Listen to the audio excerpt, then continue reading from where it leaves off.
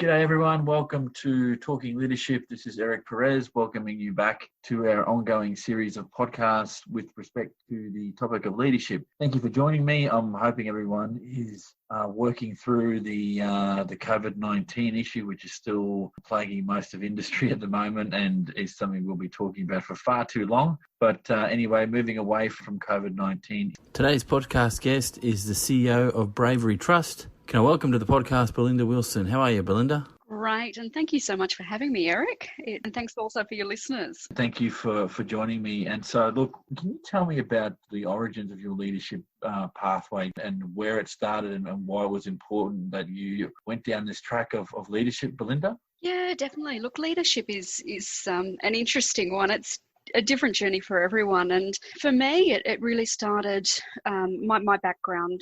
And I'm sorry, emails will probably keep coming through and dings and chimes. And that's one of the benefits or downsides of being a leader. You can't switch off when it's after hours. So apologies in advance for that. But I suppose for me, it really hit at community roots and community upbringing. So professionally, I am a lawyer, and I was a lawyer for a good decade and a half in regional Victoria. So the leadership qualities really came to me because you can't just give legal advice. You actually have to be embedded into community, and you have to show that you do have those leadership qualities. So for me, I suppose having a really supportive network around me initially was great. And then as my journey progressed, I had different opportunities present to me at different times. So going from a lawyer then into my first foray into the seafood world as CEO of Port Phillip Bay Scallops. And that was having someone identify that I had leadership qualities when I wasn't actually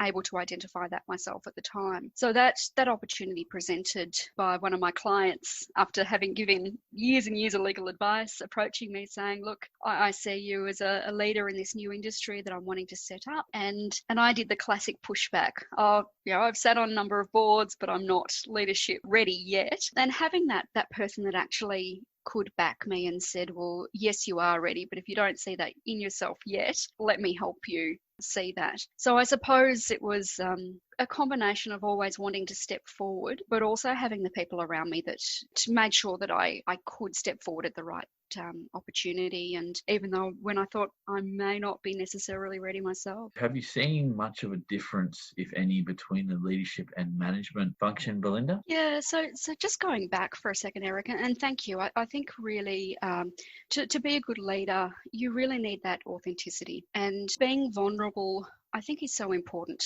to acknowledge in yourself. And you can have technical skills, but to have emotional intelligence, not everyone has it and not everyone can actually learn it. So that story that I just shared about my own vulnerabilities and not thinking I was ready, I was actually able to repay that favour this time last year when I stepped into my role as CEO of Bravery Trust. And I actually identified an individual that had been with the organisation for 4 years who was clearly, in my mind, the minute I saw her, she was the person that if she was ever to resign from the organisation would fail, because she was the glue. And as part of incoming CEO needed to do a sort of a restructure, and I went to her and I said, you are going to be my manager of beneficiary services. And it was really interesting to see that same response from her saying, oh, maybe I'm not ready. It was exactly the same as me. And because it had happened to me, it was beautiful to be able to foster that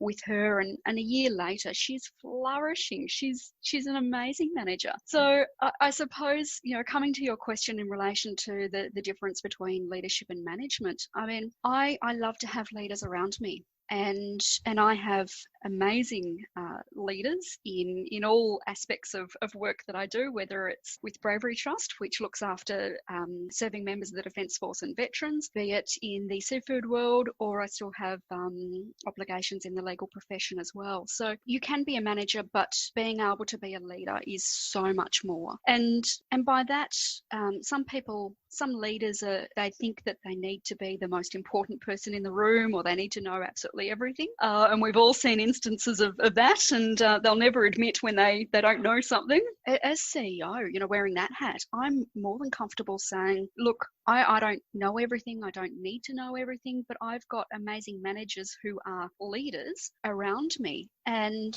being a leader, I don't always have to be at the front. That's why I've got an incredible team. So I think definitely making sure you've got that team with the right values, the right culture, the right knowledge, the really good leadership qualities are imperative in any business that you're doing. Yeah, I could not agree more. So again, not to get too negative, and always there's elements to this thing called leadership. And the next theme in my head that's important to discuss, and I'd like to get your thoughts on this if possible, is the lonely road of leadership. Now, some agree quite strongly with that, and some disagree quite strongly, and there's a good group somewhere in the middle. So from your experiences, is it a lonely road, or is it as lonely as you make it? Yeah, look, I don't know. I'm going to sit on the fence on this one. I suppose lonely may not be the right word. It may be more expectations, and the weight of the world is on certainly my shoulders, and I suppose pulling it into a COVID-19 environment. I mean, none of us signed up for what's happening with industry at the moment. None of us have the answers, but I don't necessarily think that it's a lonely journey because you've got the right team around you. There's certainly aspects that you can share and can't share, but it is certainly the weight. So, and by weight I mean you're the conduit as a CEO, as a leader, your master or those that you report to, it's the board. As a leader, you've also got those that you're looking after and fostering and responsible for, which is your staff. So being able to balance that, have the right expectations, have the right conversations, make sure that you're not overstepping your mark on either side. And I think that's where sometimes loneliness can come into it when people are saying, well, being at the top's lonely. But for me, I'm really lucky that I've got a great team around me that I can share, I can open up, and especially in this COVID-19 environment, I think being able to open up as a leader saying, I'm having good days or bad days, or I don't know how this scenario is going to play out. I think sharing that with the team and seeing amazing qualities come up from your grassroots, so coming up through your employees and also being filtered through the directors too. When that happens, it's not so lonely after all. What are the measures of success you identify with your leadership that would say to you, yeah, I'm hitting those marks there? So for example, I think you raised the idea, and you didn't use the words, but please correct me if I'm wrong, succession planning. So that person you found in your current role, that I'm assuming that in any other organizational context, you might be looking for people like that to be grooming them to take over that job when you move on, because you're not going to be CEO of one place forever. So finding your replacements, I think, can be an interesting pathway if that's the way you're looking at it. Is that a fair translation of what you were saying before, or am I off the mark? No, definitely. It's about not being threatened and by your staff. You employ, well, certainly I employ staff that I want to be around, have different, similar values to me, but very different qualities that complement my skills but add to my skills, and really you're looking for fostering that development process for your staff. And fantastic if they are my succession plan, or fantastic if they leave the organisation for something else in a few years' time. I mean, it's always sad to lose someone, but isn't it wonderful when you see that person grow and go on to the next career? It's because they've been able to grow and been able to achieve what they needed to within that organisation. I think some of the other areas of success for me is certainly having a team that loves coming to work. So, and sometimes it's a little thing. So once again, I can share my journey of being a CEO that's now 14 months in with Bravery Trust. One of the first changes we made, you have to go through all the ugly stuff like revisiting your, well, not ugly, but transformative stuff and a rapid change. So things like revisiting your strategic plan. As a result, you've got to do some, budgeting and then organisational reshuffle.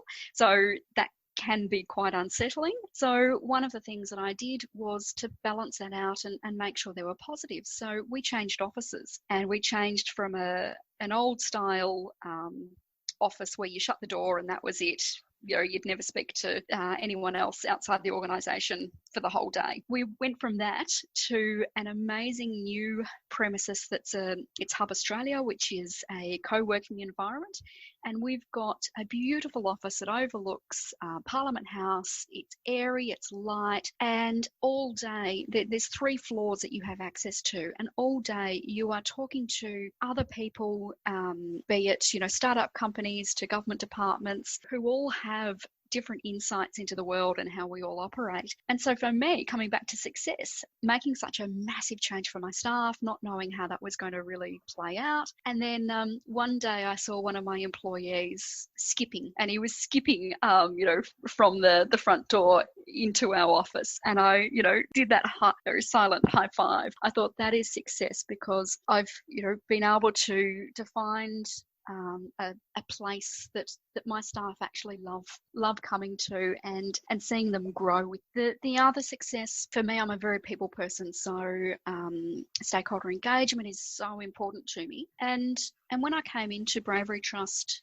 I was really, I suppose, apprehensive, because I don't have a military background, and we're dealing with, on a day-to-day basis, we're dealing with serving members of the Defence Force, past serving members.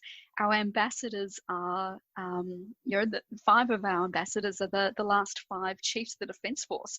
So it's pretty intimidating for a civilian. So for me, it was a measure of success was, well, am I going to be able to develop relationships with these people? And I can say 14 months in, I've got amazing relationships. And I think being able to cut across those boundaries and ranks and different walks of life is so important. I certainly see that as a success in what I'm achieving with our team. Well, that's brilliant, and I've had some insight into the military culture through one of my best friends from childhood went into the military as an educator. So he had his teaching degree and went in and spent some time in the military. I've developed some friendships from people who are ex-members of the military in that same capacity, as well as having interviewed some academics with a military history that went on to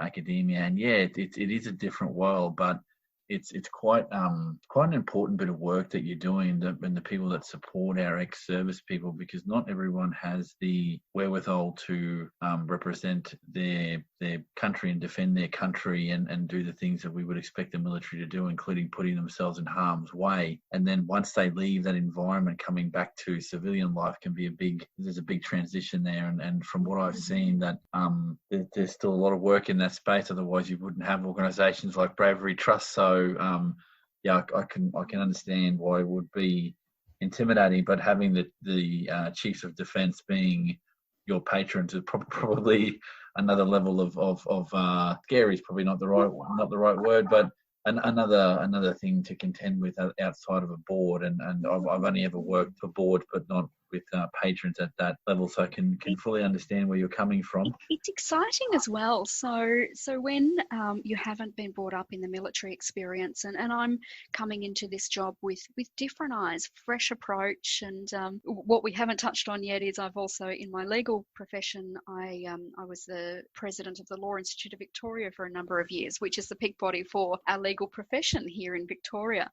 So coming with so many different angles and business skills, advocacy, government relations, and constantly asking but why? Why does Bravery Trust exist? Why do some veterans thrive after their career, and why do some not so? And then being able to have those discussions with former chiefs of the Defence Force, and then also we work closely with head of people and capability within Defence, and being able to convey what I'm seeing as an outsider and helping them shape some of their thinking and some of their long-term policy is incredibly exciting. It has to have an impact on your view of leadership, because what I've seen and the discussions I've had about how do you compare and contrast leadership in the civilian world versus leadership in a military sense, they're two very different contexts, and I think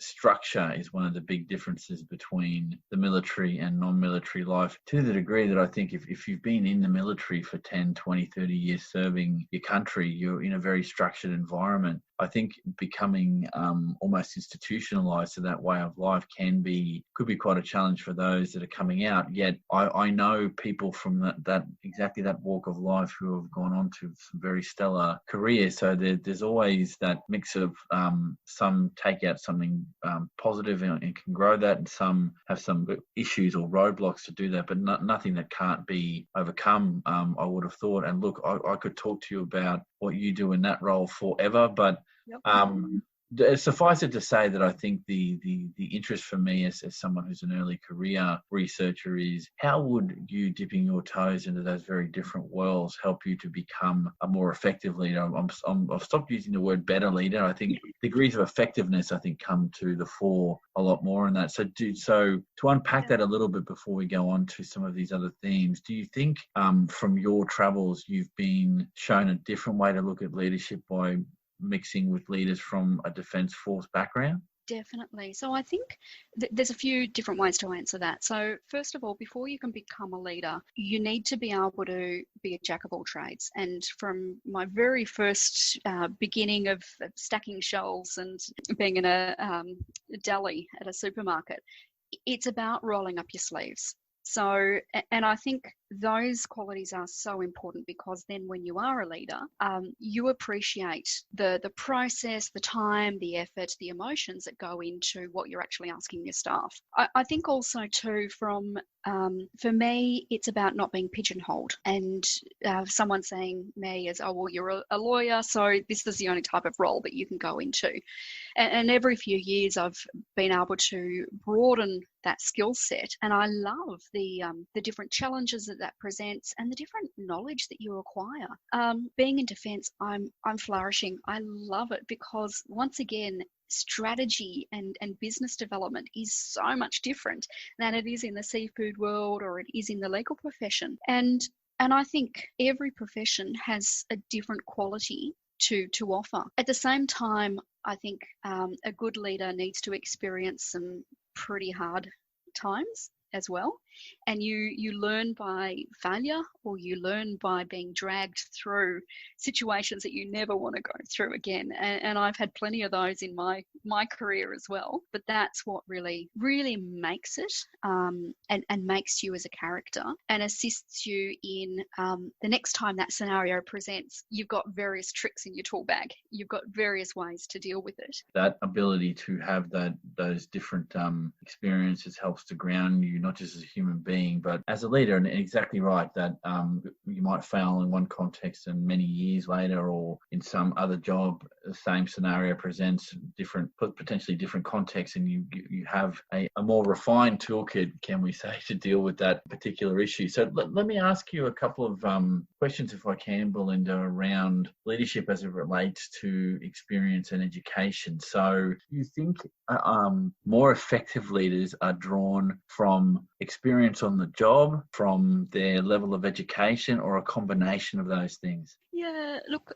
I can only speak about my own experiences, and I think I've certainly valued and grown as a person from seeing things happen on the ground. This is something that I did struggle with when I mean, look, having a law degree, it's a bit of paper. To become a solicitor or a lawyer, you've then got to have registration, you've got to have all these other papers and qualifications around you. So when I moved from being a full-time legal profession and calling myself a lawyer to CEO positions, I struggled initially, because it was that validation saying, well, I don't have a piece of paper. And for me, that's how I've grown up. You can only be a lawyer because you've got that degree. Whereas I think with management, there are so many options, and I toyed with whether I do an MBA or not do an MBA or other leadership courses. And for me, I haven't needed to, and I've been lucky enough with a lot of different experiences and constantly learning on the job.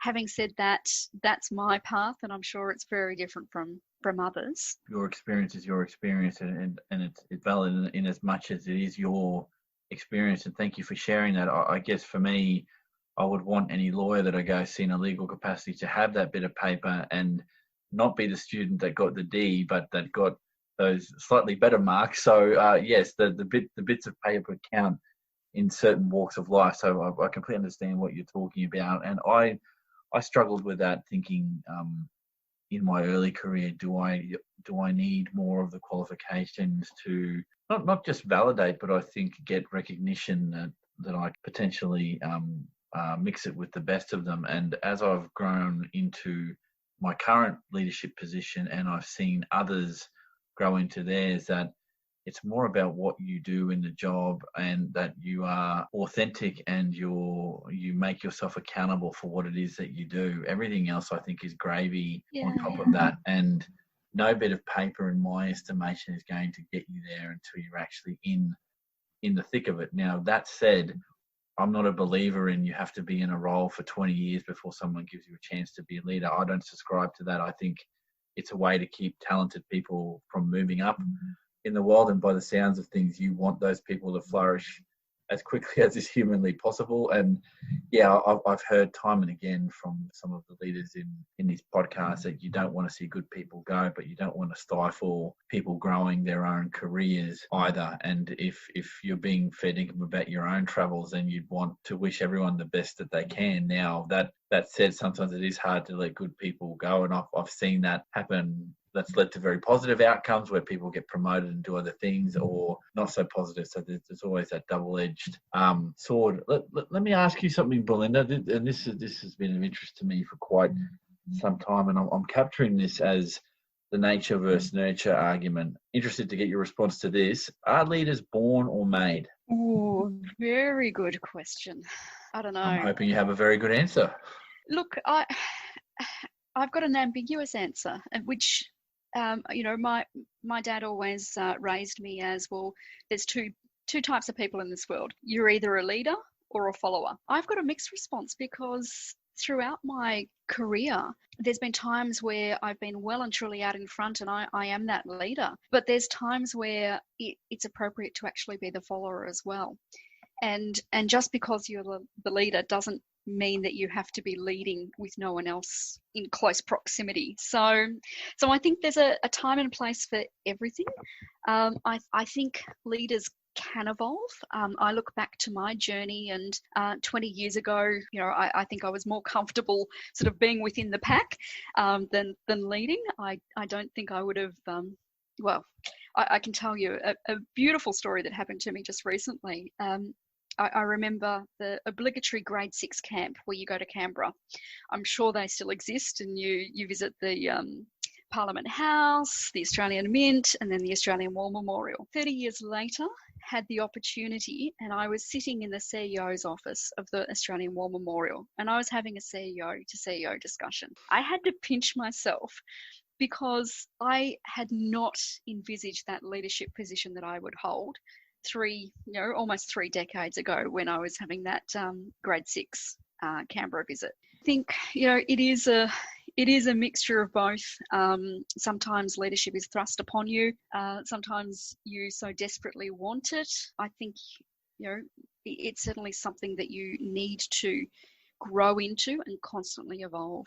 Leader capabilities. So if I was to put it to you, what do you think are the most critical leader capabilities that you've come across in your experience? What might they be? Communication is definitely up there. Empowerment is another one. And by that, I mean empowering your staff. So empowering your staff to actually get on and do the job that they're there to do. So not micromanage, but also empower them to speak up. And it doesn't matter what level they're speaking to, that they're not just yes people. So they're empowered to actually speak up to me with different ideas. I think certainly the honesty and positivity is definitely important for me as well. And I suppose, once again, it's just having the confidence and the trust both in yourself and the team around you.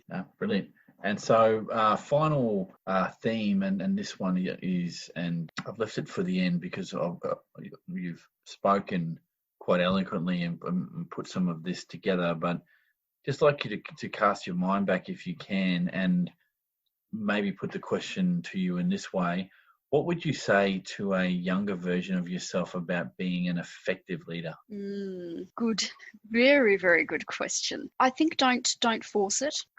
Grow into the position. For me, and even as a younger self, I've always looked to people that I aspire to be like. So rather than have the attitude of, oh, it's so unfair, I'll never get there, or why does everything fall in their lap? Turning that around into, oh my goodness, isn't XYZ amazing? I'd love to be in that position. And then bringing it back into bite-sized chunks. How do I achieve that? What are the steps? And acknowledging that you might have 5 steps before you actually get to that position that you want to be. So I suppose, the younger self version, have the confidence, grow yourself, take it at a pace that you're comfortable with. And sometimes you have to have someone to push you into the right pace. Constantly learn and evolve. And no matter at what level, always have a mentor, have someone that you aspire for that next level. Mate, that is an extremely positive way to end the podcast.